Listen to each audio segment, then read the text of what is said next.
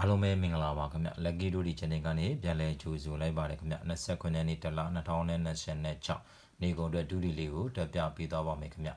ကျွန်တော်တို့29ရက်နေ့12နိုင်10မိနစ်အတွက်ပထမဆုံးထိပ်စီးလေးကိုကျွန်တော်စပြီးတက်ပေးပါမယ်ခင်ဗျเนาะပထမဆုံးကျွန်တော်တို့ထိပ်စီးလေးကတော့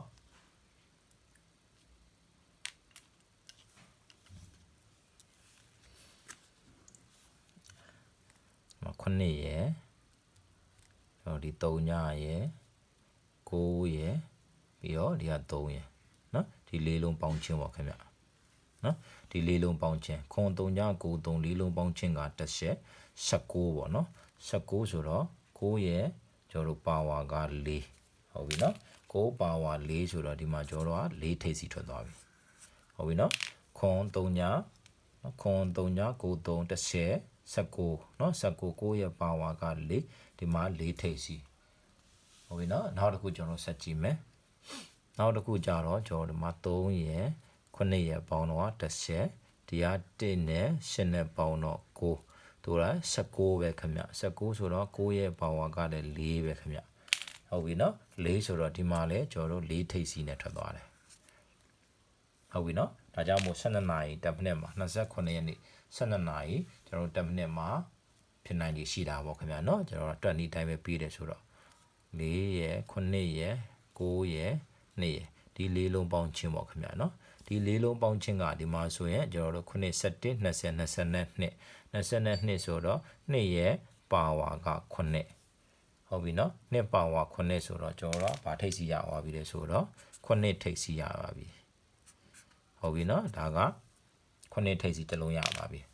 เนาะဒါက29ရက်နေ့ကျွန်တော်တို့12နာရီ10မိနစ်အတွက်9ထိပ်စီပေါ့เนาะ9ထိပ်စီတစ်လုံးရပါပြီเนาะကျွန်တော်အခုအပိတ်လေးဆက်ပြအောင်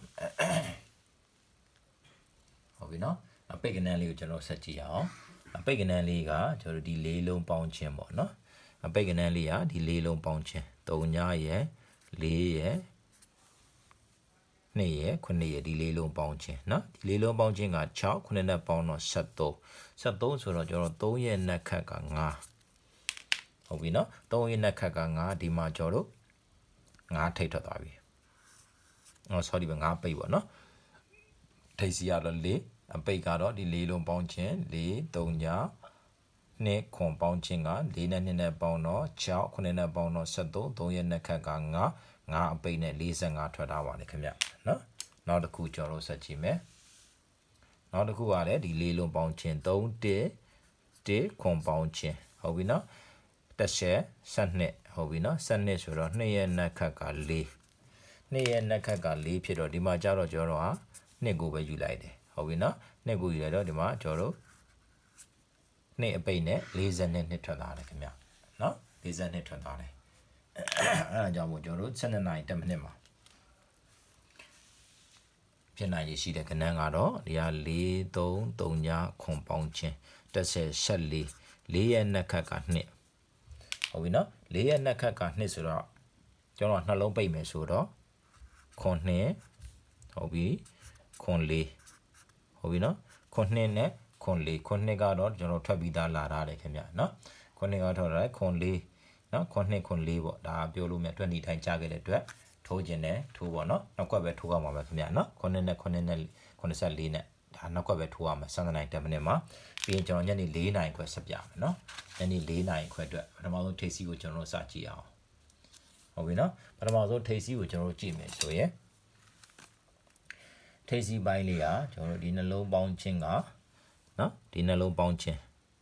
နော်3ညနဲ့3ညနဲ့ပေါင်းခြင်းဒီနှလုံးပေါင်းခြင်းက3ညရဲ့ကျွန်တော်တို့ပါဝါက9 3ညပါဝါ9ဆိုတော့ဒီမှာကျွန်တော်တို့ဘာထွက်သွားပြီလဲ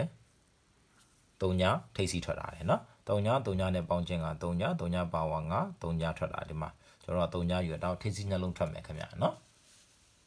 နောက်တစ်ခုကဒီမှာကျွန်တော်တို့3နဲ့6နဲ့ပေါင်းခြင်းက9ရဲ့ပါဝါက4ဟုတ်ပြီဒီမှာလဲကျွန်တော်တို့က4ထိပ်စီထွက်သွားတယ်ဟုတ်ပြီနော်4ထိပ်စီ9ပါဝါ4ထိပ်စီထွက်လာတယ်ညနေ4နိုင်ခွဲ29ရက်နေ့ညနေ4နိုင်ခွဲမှာဒီနှလုံးပေါင်းခြင်းเนาะထိပ်စီရနှလုံးဖြစ်မယ်ဆိုတော့4ရဲ့ပါဝါက sorry 9နဲ့4နဲ့ပေါင်းတော့17 1ရဲ့ကျွန်တော်တို့ပါဝါက6 1ပါဝါ6ဆိုတော့ကျွန်တော်ထိပ်စီကနှလုံးဆိုတော့1 6ဟုတ်ပြီနော်1 6ဆိုပြီးထိပ်စီနှလုံးထွက်သွားပြီအခုအပိတ်ကဏ္ဍကိုကျွန်တော်စပြမယ်အပိတ်ကဏ္ဍရမယ်နော်အပိတ်ကဏ္ဍကိုတွေ့မယ်ဆိုရင်ကျွန်တော်အပိတ်ကဏ္ဍကိုကြည့်မယ်ဆိုရင်အပိတ်ကဏ္ဍကကျွန်တော်ဒီ3လုံးပေါင်းခြင်းနော်3ညရေ9ရေ3ညရေပေါင်းခြင်းဟုတ်ပြီနော်ကျွန်တော်ဒီလိုဆွဲလိုက်မယ်ပေါ့ခင်ဗျာနော်ဒီလိုလေး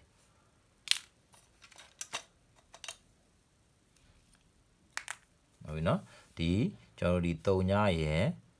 ဒီကောင်းရေပေါင်းခြင်း3ညခွန်3ညပေါင်းခြင်းကကျွန်တော်တို့ဗာရတယ်9 sorry ပါဒီက6ရေနော်3ညခွန်3ည6ပေါင်းခြင်းကကျွန်တော်တို့73ရတယ်3ရဲ့နှက်ခတ်က5ဟုတ်ပြီနော်3ရဲ့နှက်ခတ်က5ဆိုတော့ဒီမှာကျွန်တော်တို့ဗာထွက်သွားပြီလေ5အပိတ်နဲ့3ည5ထွက်လာတယ်ဟုတ်နော်3ညရဲ့9ရဲ့3ညရဲ့6ရဲ့4လုံးပေါင်းခြင်း73 3ရဲ့နှက်ခတ်က5ဒီမှာ5အပိတ်နဲ့3ည5ထွက်လာတယ်ဟုတ်ပြီနော်ဒါက29ညနေအတွက်ပါခင်ဗျနော်ညနေ4နာရီခွဲအတွက်ပါနောက်တစ်ခုဒီမှာ3ခွန်6 6 3ခွန်6 6ပေါင်းခြင်း30 12 22 22ရဲ့နှက်ခတ်က4ဒီမှာလည်းကျွန်တော်4အပိတ်ထွက်သွားပြီ4ထွက်လာတယ်ဟုတ်တယ်နော်4ထွက်လာတယ်ပြီးကြတဲ့ဘက်ကလည်း4ကဒဲပဲခင်ဗျနော်20ထဲမှာဒီတိုင်းကြာခဲ့တဲ့4ဟုတ်ပြီနော်3ခွန်6 6ပေါင်းခြင်း30 12 22 2ရဲ့နှက်ခတ်က4အပိတ်နဲ့44ဟုတ်ပြီအဲ့ဒီတိုင်းတော့ကျွန်တော်လာမယ်ဆိုရင်ဒီမှာ4ခွန်1ပေါင်းခြင်း4ခွန်1ပေါင်းခြင်း9နဲ့ဒီ14 4နဲ့ပေါင်းတော့18 1နဲ့ပေါင်းတော့19 9ရဲ့နှက်ခတ်က6ဟုတ်ပြီကျွန်တော်တို့က6လက်ပိတ်မှာပေါ့ခင်ဗျဟုတ်ပြီနော်6ပိတ်ဆိုရင်ကျွန်တော်တို့1 6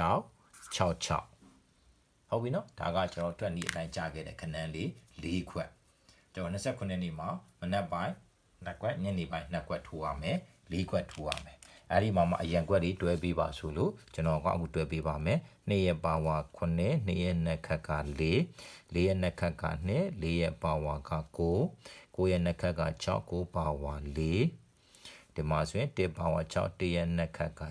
8ဟုတ်ပြီเนาะအဲ့ဒီမှာဆိုရင်2 4 2 2 2 9အရန်ခွက်ကိုပြောပြတာပါเนาะအဘူးဆိုရင်2ရှိမှာပေါ့ခင်ဗျာเนาะကျွန်တော်အဘူးရေးပြပါ2ရှိမယ်2 sorry 2 4 2 4 2 4 2 2 2 9အရန်เนาะ2တော့ရေးတာခွန်4ခွန်2ကမိန်ခွက်ခွန်9အရန်ဟုတ်ပြီ4တမဲ့4 4ဟုတ်ပြီเนาะ4 4ပြန်ရှင်းမယ်4 4 4 2